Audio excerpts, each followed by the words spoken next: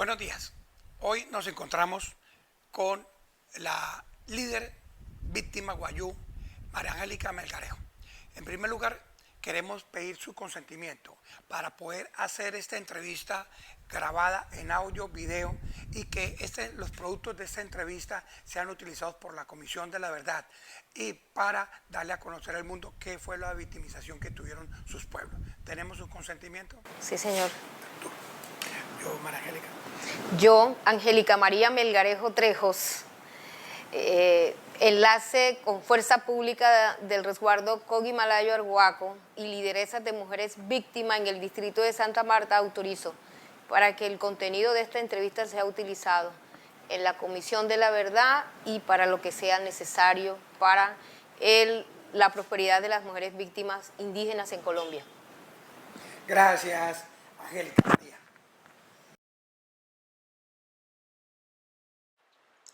Hoy en Santa Marta encontramos a una líder espiritual, que es lo que yo llamo, mi hermana de sangre, Angélica María Melgarejo. Sé todo lo que tú has sufrido, pero sé también las esperanzas y lo bonito. Hoy quiero comentar con ella eso que yo vengo sacando a la luz pública desde las fortalezas, del dolor y de la esperanza, el amor en los tiempos de guerra. Quiero conocer primero quién es Angélica María. Díganos, ¿quién eres tú? A nivel de persona, pues miembro de una comunidad indígena. A nivel espiritual, el camino para que otras mujeres realicen sus sueños. Y en el campo de los sentimientos, pues alguien que amó mucho, a un hombre que entregó su vida por la patria, por el honor, por la lealtad y por su familia. Gracias, Angélica María. Bueno, como vamos a hablar ese amor en los tiempos de guerra, vamos a cómo fue el inicio, cómo fue esa génesis, en dónde lo conociste, de dónde apareció, cuáles fueron tus primeros contactos con él. Bueno, lo conocí en el trasegar que tenemos los indígenas en el territorio. Y los sentimientos fueron naciendo desde que éramos adolescentes. Pero te quiero poner algo, pues no podemos hablar de él, pongámosle una cara, un rostro. ¿Cómo se llama? Se llamaba Augusto de Alba Mejía, miembro de la etnia Arhuaca, departamento del Magdalena. Ok. Augusto de Alba. Bueno, ¿qué edad tenían ustedes cuando se conocieron? Yo tenía 13 y Augusto tenía 15. 13 y 15. ¿Fue un amor mutuo? Sí. ¿O tú lo perseguías a él? ¿O cómo fue? A ver. Nos perseguíamos los dos. ¿Y quién era el resistente? Yo. Ay, la chica difícil. Sí, señor. Me imagino a Angélica María de 13 años. Una niña con la plenitud de la vida y ve a este joven Augusto de Alba. ¿Hasta qué edad siguieron viéndose, hablándose así? Hasta el último día que él dejó de respirar. Bueno, estamos hablando de él, de esta persona tan querida, esa persona tan especial. Pongámosle nombre, pongámosle un rostro. ¿Cómo se llamaba él? Augusto de Alba Mejía. Augusto de Alba Mejía, el gran amor de Angélica María. Se conocieron de los 13 años, ella, una niña simpática, estando en la sierra. Estando en la ciudad de Santa Marta. Estando en la ciudad de Santa Marta. Ese cariño y ese amor y esa amistad continuó toda la vida. ¿A qué momento él decide entrar al ejército? Cuando cumplió su mayoría de edad. O sea, desde los 2 años después.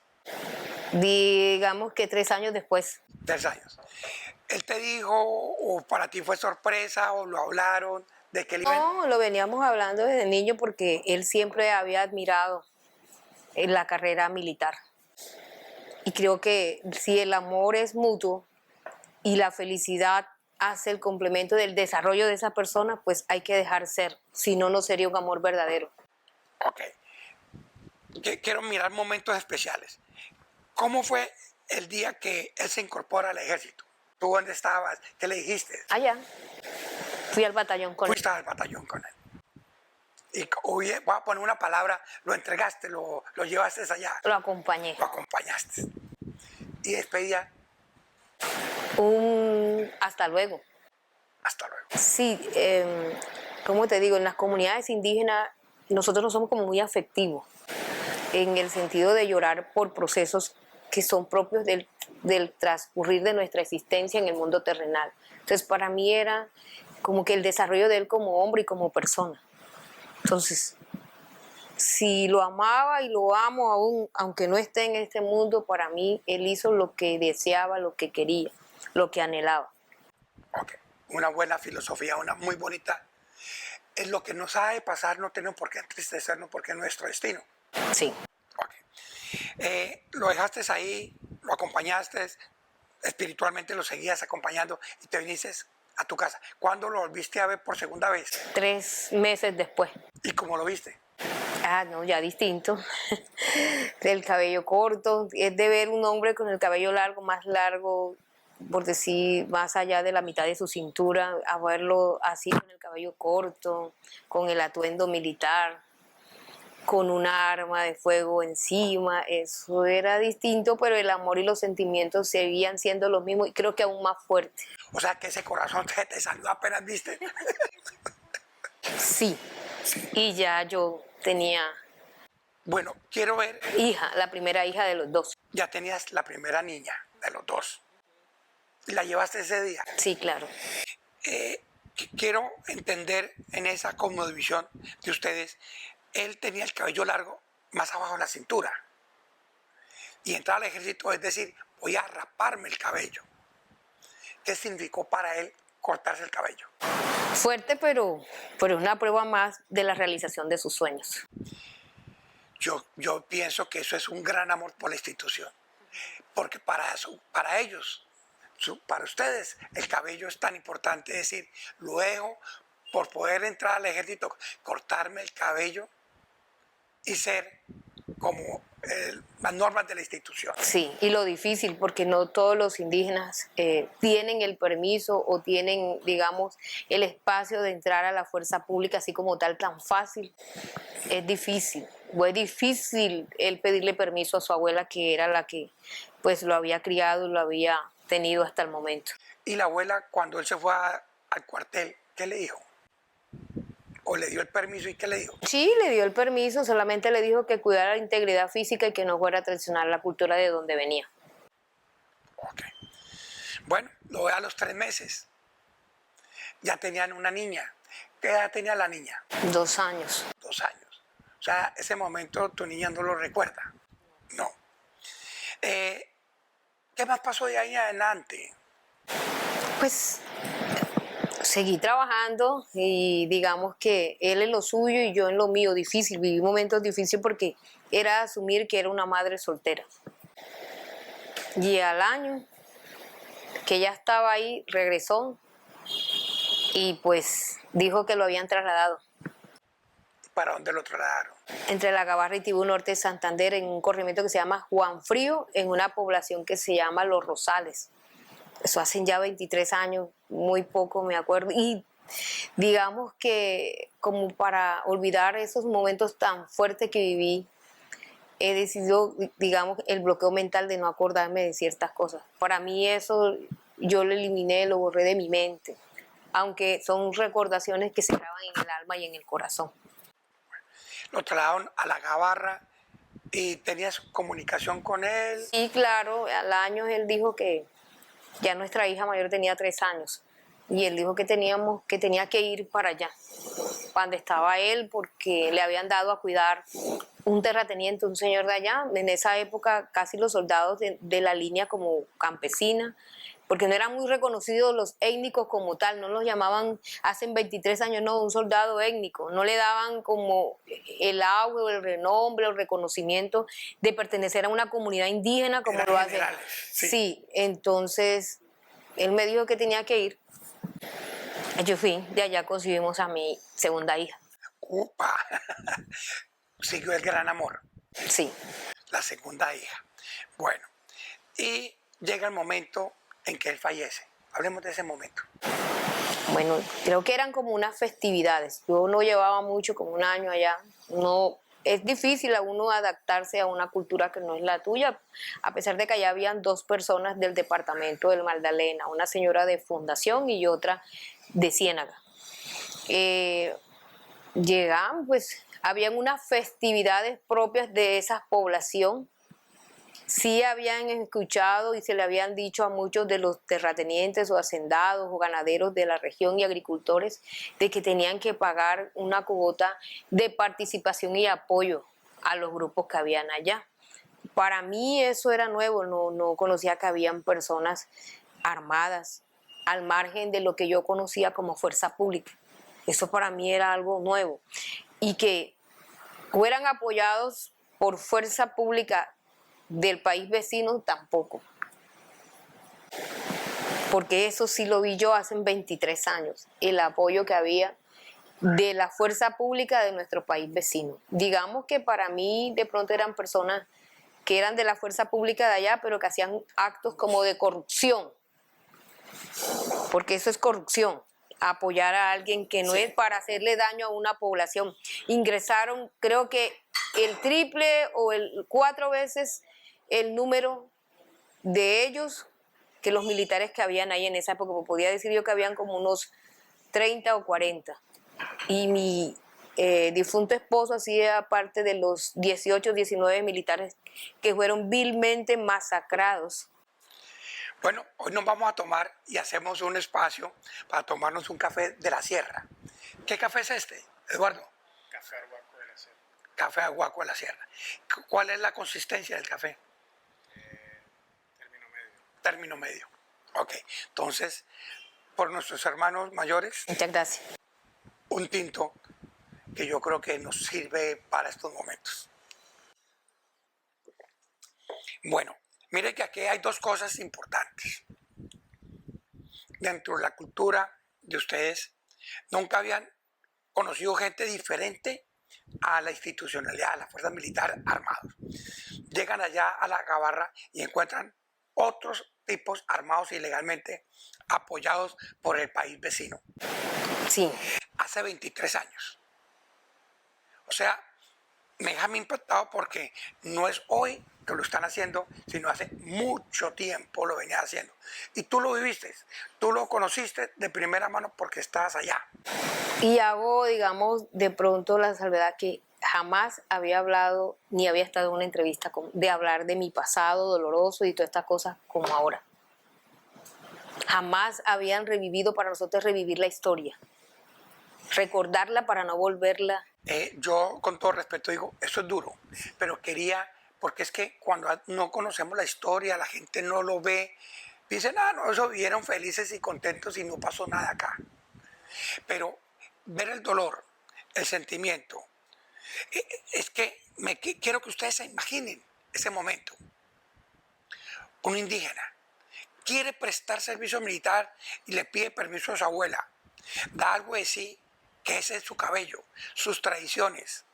La abuela lo único que le dice es, nunca vayas a traicionar de dónde vienes. Y lo continúa haciendo a la perfección. Se va con su señora.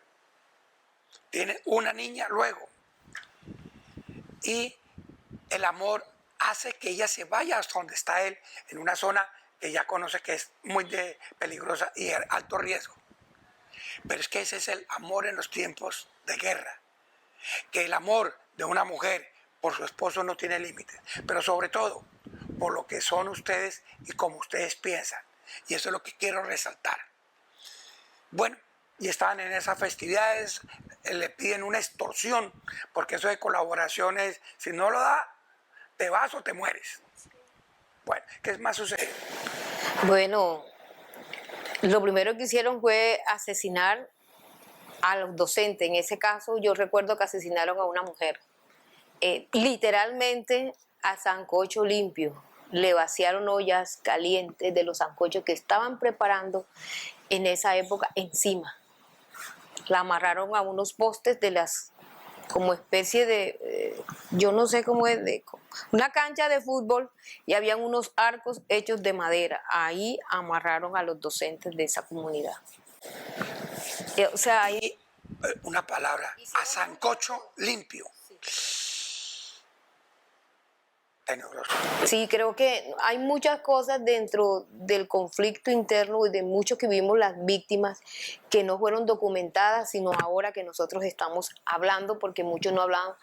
No decíamos los vejámenes de los cuales visualmente, psicológicamente y físicamente nos hicieron pasar. O sea, ver eso es victimizar a todos. Sí, claro. ¿Y quién lo hizo?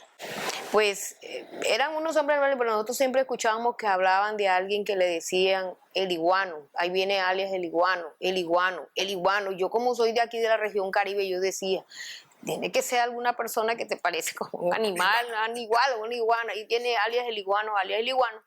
Con el tiempo supe que alias el iguano era la mano ejecutora de alguien que le decían alias HH en esa región. Era conocido para muchos allá, pero yo, para mí y las otras dos costeñas que habían allá.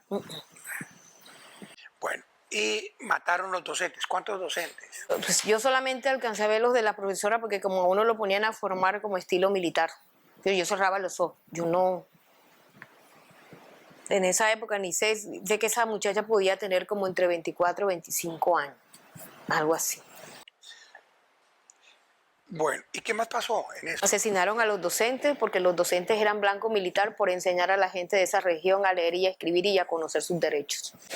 Lo que primero asesinaban en esa época en las incursiones paramilitares eran a los docentes. Después iban los de miembros de fuerza pública. Y en esa época asesinaron a 19. Fusil y luego fueron decapitados con motosierras, para que puedas entender por qué no me gusta hablar de eso. Eso me hace mucho daño. Sí, eso hace daño. Uno dice, ay, a veces es mejor olvidar o exorcizar. Y ahí está tu esposo. Yo creo que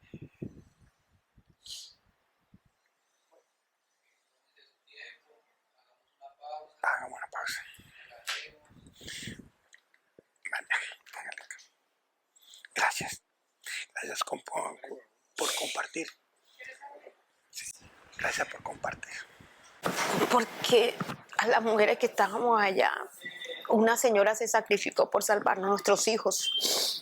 Los escondió en un gallinero subterráneo a nuestros hijos pequeños, porque ellos se las iban a llevar a las niñas, pues las reclutaban para que luego fueran las mujeres y luego estuvieran en las filas. Ahí vi yo muchas cosas que hoy en día hablan, que hacían con las mujeres, que hacían con las señoritas. Yo me acuerdo que violaron a una muchacha, más de 17 hombres, la hija de la señora, y esa niña no aguantó. Cuando salimos de allá, ella se suicidó. Nunca superó eso, entonces eso para mí... Perdón. Ven acá, ven acá. Métase en acá, métase en acá. Ven acá.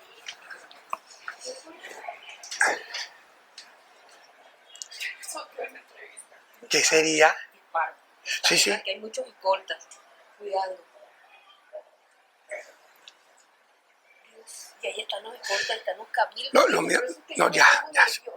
Tranquila. No, Víctor, es una dura por todo eso, en serio. Dios mío.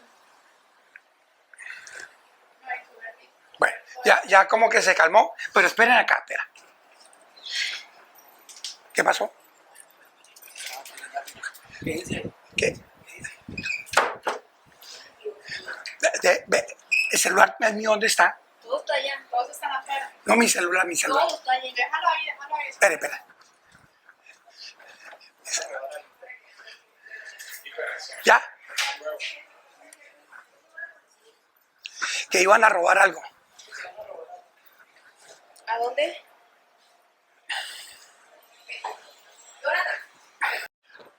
Antes de continuar con la entrevista con Angélica María, la fue interrumpida abruptamente por un acto de inseguridad alrededor de la casa indígena de Santa Marta. Un ladrón, una persona armada, con pistola en la mano, pasó por el frente disparando.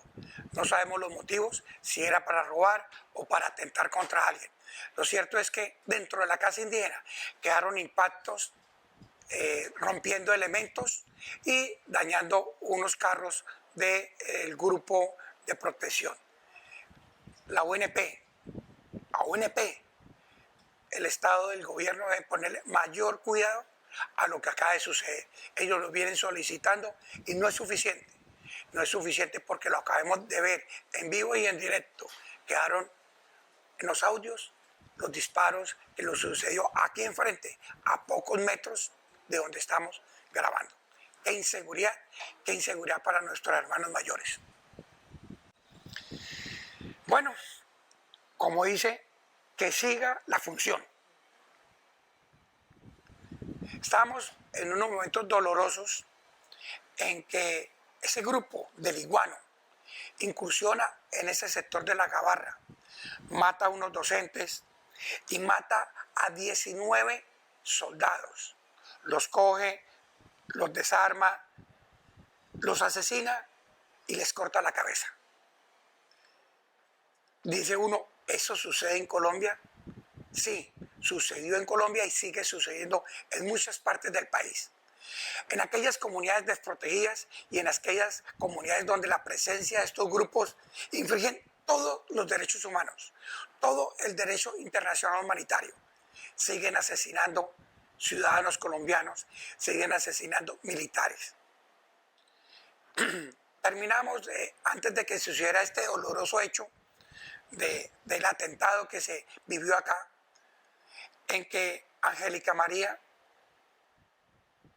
nunca había contado esto. Es la primera vez que ella está contando esa parte tan íntima, porque en su cosmovisión la idea es ver los momentos lindos y no los momentos dolorosos, ver los momentos de amor y alegría y espiritualidad.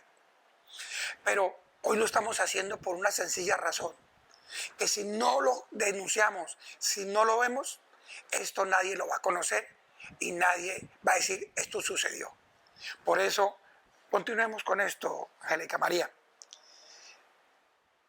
¿Tú viste el cuerpo de tu esposo en ese momento? Cuando hay una incursión paramilitar, y me imagino que muchas personas que vivieron esa situación igual que yo, trata uno es como de cerrar los ojos, porque ellos directamente no se enfocaron en ese momento en las mujeres que estábamos ahí, sino llamaban, era como por listado, a los dueños de esa finca y esas tierras que no pagaron, según ellos, el apoyo de seguridad. Ellos se fueron por esas personas y los militares y policías, en esa época eran militares en esa zona, que los custodiaban, que cuidaban esas fincas ganaderas y de cultivos de algunos tubérculos. Nos formaron en una parte distinta, sabemos, yo lo único que recuerdo es el ruido de la motosierra, que desmembraba los cuerpos de algunas personas que allá habían asesinado por tiro de fusil. En ese instante, yo de eso no me acuerdo, el bloqueo. Yo sé que con el tiempo fue que hicieron con esos cuerpos, si los tiraron al río cerca que estaba ahí, o los metían en unos hornos artesanales que habían allá donde elaboraban ladrillo. Yo sé que dentro de todos los vejámenes que ellos hacían, metían los restos de los cuerpos ahí, o se los tiraban al río, y algunos se los tiraban a algunos perros que ellos mismos cargaban, unos perros rabiosos que comían carne humana. O sea, eso es lo que me acuerdo. ¿Y el cuerpo de tu esposo qué pasó?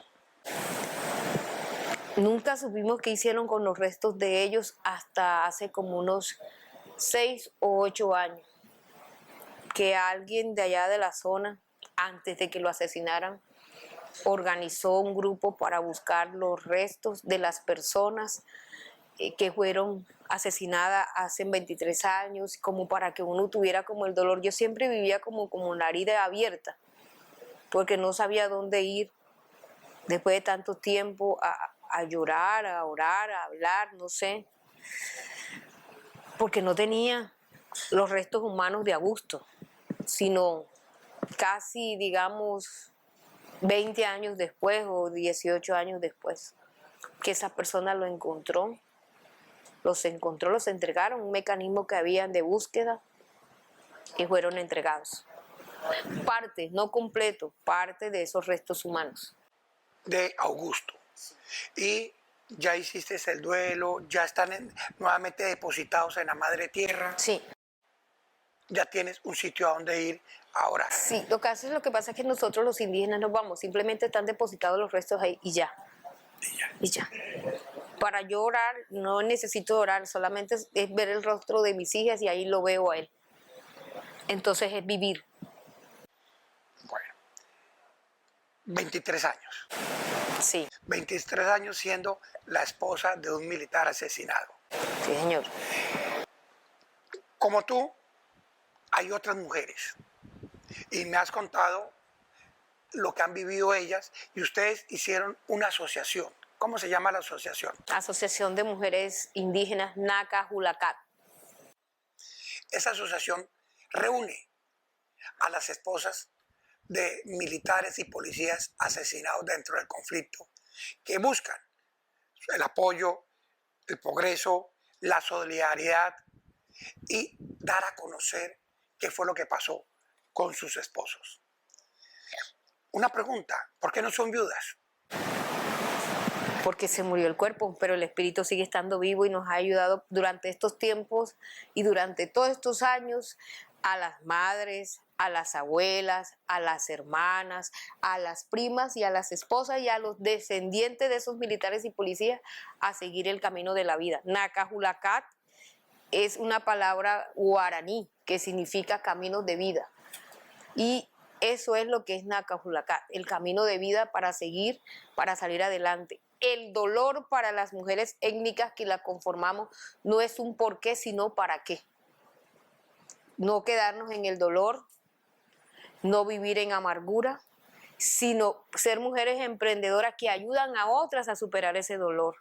De la forma en la que se hayan ido nuestros familiares, fue algo, el destino, la vida, no sé cómo lo llamen ustedes, pero para nosotros es eso, superarlo.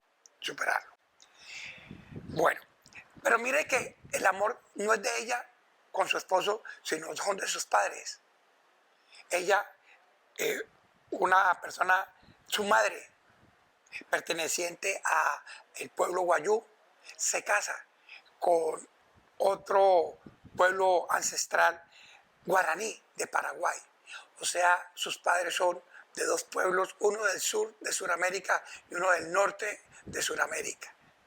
Ese es el amor que hay entre los pueblos ancestrales. Ese es el amor que existe acá en los tiempos de guerra.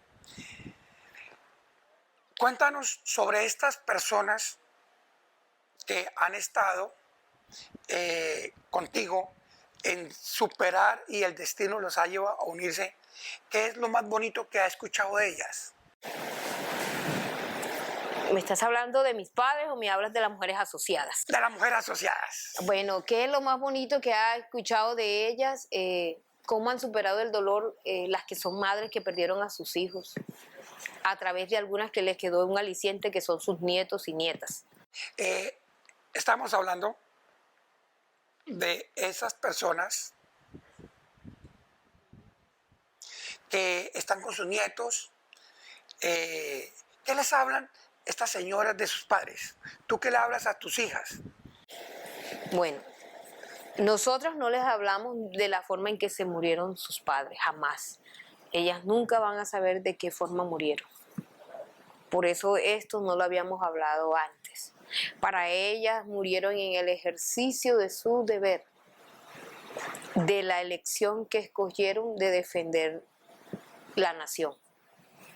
Y simplemente es eso, se murieron en el más alto, digamos, dignidad para nosotros, que es el honor, en el honor de nuestras palabras y de nuestras convicciones de defender la nación. Simple y llanamente de sentirse uno orgulloso de ser familiares de esas personas que sacrificaron su existencia por eso. O sea, les dice el orgullo que se sienten de que su padre cumplió una misión adecuada. Sí, igual que las mujeres cuando perdieron a sus hijos, las hermanas y las abuelas.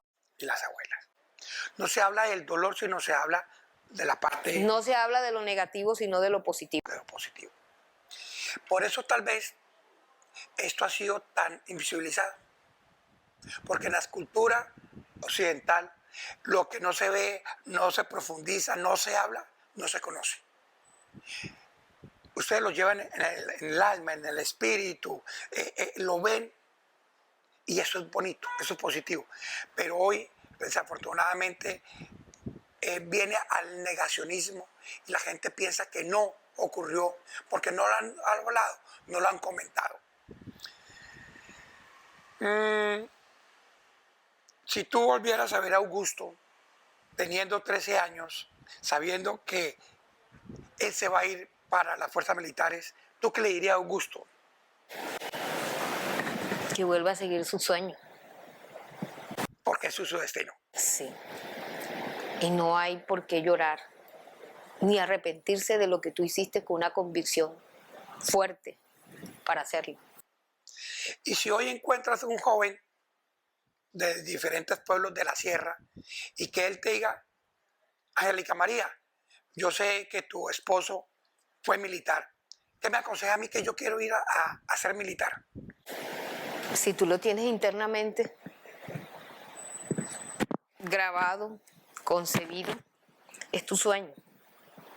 ¿Quién soy yo para decirte a ti no lo hagas? Voy a hacerte una pregunta. Solamente para nosotros lo que a veces no entendemos y no comprendemos esa cosmovisión. ¿Hasta cuándo Augusto sigue siendo tu esposo? Hasta que yo me muera. Hasta que Y deje de pensar. Y deje de sentir. seguirá siendo tu esposo. Sí, señor.